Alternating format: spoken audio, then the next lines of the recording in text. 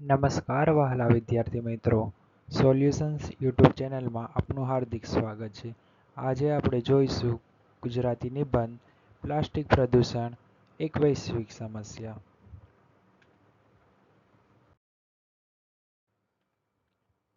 આજના સમયમાં પ્લાસ્ટિક પ્રદૂષણ પર્યાવરણ માટે એક ગંભીર સમસ્યા છે અને આવનાર સમયમાં પરિસ્થિતિ હજુ પણ ભયજનક થઈ શકે છે. આ પ્રદૂષણના કેટલાક કારણો છે. પ્લાસ્ટિકનો સૌથી વધારે ઉપયોગ ડબ્બા, બેગ, ફર્નિચર અને બીજી કેટલીય વસ્તુઓ બનાવવા માટે થાય છે કારણ કે તે સસ્તું હોય છે. પ્લાસ્ટિકની વસ્તુઓના વધુ ઉપયોગના કારણે જ પ્લાસ્ટિક પ્રદૂષણ જેવી સમસ્યા ઉત્પન્ન થાય છે. પ્લાસ્ટિકથી ઉત્પન્ન થતો કચરો દિવસે દિવસે વધતો જાય છે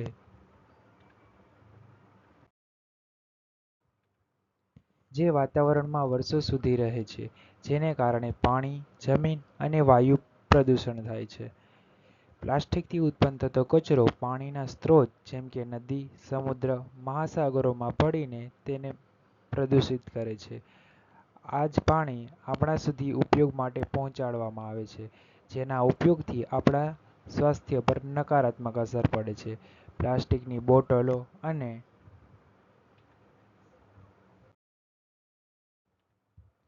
કોથળીઓ રિસાયકલ ન થવાને કારણે જમીનમાં દટાઈ જાય છે, જેને કારણે કેટલાક હાનિકારક રસાયણો ઉત્પન્ન થાય છે જે માટીની ગુણવત્તાને ઘટાડે છે, જે વૃક્ષોની વૃદ્ધિને અટકાવે છે. ઘણીવાર લોકોને પ્લાસ્ટિકને બાળે છે, જેથી તેમાં રહેલો કાર્બન હવામાં ભળે છે અને તે વાયુ પ્રદૂષણ ઉત્પન્ન કરે છે, જે સ્વાસ્થ્ય માટે નુકસાનકર્તા છે. પ્લાસ્ટિક પ્રદૂષણને રોકવા માટે આપણે પોતાના જ ઘરથી શરૂઆત કરવી પડશે અને લોકોને પણ જાગૃત કરવા પડશે. કેટલાક ઉપાયો છે જેથી આપણે પ્લાસ્ટિક પ્રદૂષણથી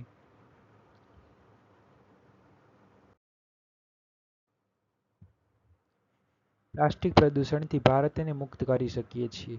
સૌથી પહેલાં આપણે પોલિથીનનો ઉપયોગ ઓછામાં ઓછો કરવો જોઈએ. જ્યારે પણ કોઈ સામાનની ખરીદી કરવા જઈએ તો સાથે જૂટ અથવા કાપડની થેલી રાખવી જોઈએ. દુકાન અને શોપિંગ મોલમાં કાપડ અથવા કાગળની થેલી રાખવી જોઈએ, જેથી પોલિથીનની બેગનો ઉપયોગ ઓછો કરી શકાય. જે પ્લાસ્ટિક રિસાયકલ થઈ શકે તેને રિસાયકલ કરીને એવી વસ્તુઓનું ઉત્પાદન કરવું જોઈએ જેનાથી પ્રદૂષણ ઓછું થાય.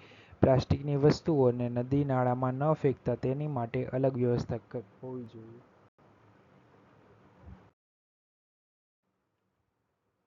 પ્લાસ્ટિકની વસ્તુઓને સળગાવવી જોઈએ નહીં, જેથી આપણે પ્લાસ્ટિકને કારણે થતું વાયુ પ્રદૂષણ અટકાવી શકીએ છીએ.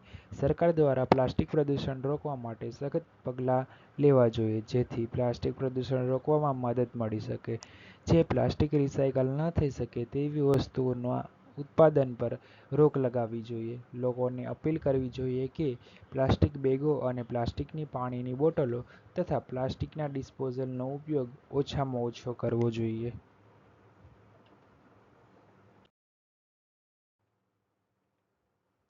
કેટલાક વર્ષોથી પ્લાસ્ટિક પ્રદૂષણ ખૂબ જ ઝડપથી વધી રહ્યું છે. જો આને રોકવામાં નહીં આવે તો ભવિષ્યમાં ખતરનાક પ્લાસ્ટિક પ્રદૂષણનો સામનો કરવો પડશે, જેથી પાણી, હવા અને જમીન પર ખૂબ જ ખરાબ અસર થશે.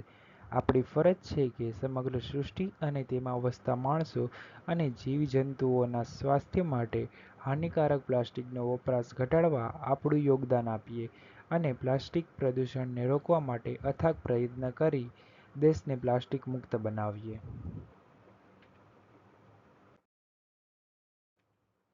આ નિબંધ તમે અમારી વેબસાઇટ પર પણ જોઈ શકો છો. અમારી વેબસાઇટની લિંક ડિસ્ક્રિપ્શનમાં આપેલ છે તથા આ નિબંધની પીડીએફની લિંક પણ તમને ડિસ્ક્રિપ્શનમાં આપેલી છે. આભાર. આવા જ અવનવા નિબંધના વિડીયો જોવા માટે આજે જ અમારી ચેનલ સોલ્યુશન્સને સબસ્ક્રાઇબ કરો. ધન્યવાદ.